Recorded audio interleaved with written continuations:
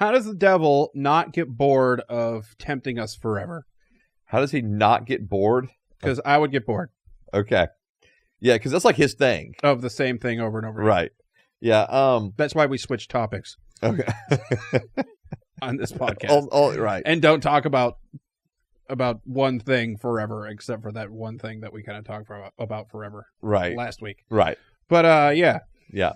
Otherwise, I get bored. Yeah, I know. So how does he not get bored? Yeah. Well, yeah, I don't know if he's just not as like ADHD as some of us or what, but in 1 Peter chapter 5, verse 8, okay, be sober-minded, be alert.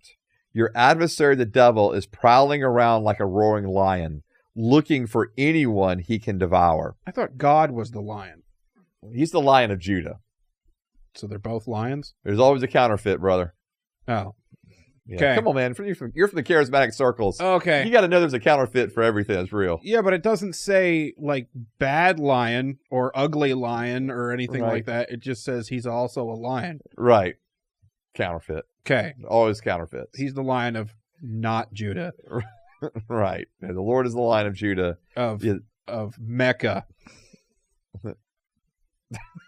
Maybe. So, yeah. Right? Yeah. So that's the evil that's opposite the of evil the other opposite. one? Well, right? Yeah. Sorry.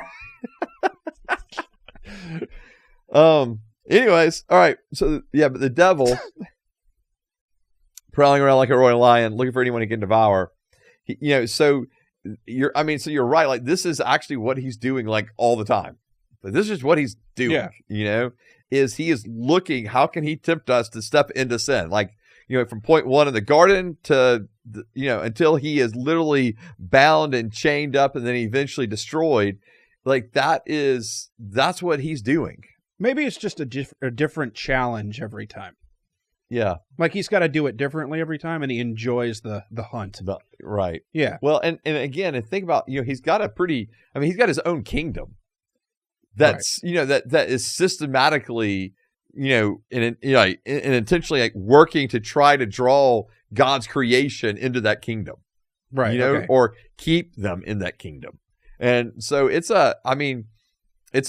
I think kind of going back to that idea of like how prideful he was, like that. I think he's driven, if I'm being honest, he's driven by pride and driven by jealousy. Okay. And so, yeah. And it is pretty wild that it's lasted this long, right? But you think it'd be slowing down by now. Yeah. But they're also different beings than us, Right. They don't have energy. Well, we don't know how long, those, because they're spiritual beings, we don't know how long those spiritual beings have, like, even been in existence, trying to put years onto them. Oh. We don't know. So. Oh, right, because our years aren't their years. Yeah, and they precede us. Right.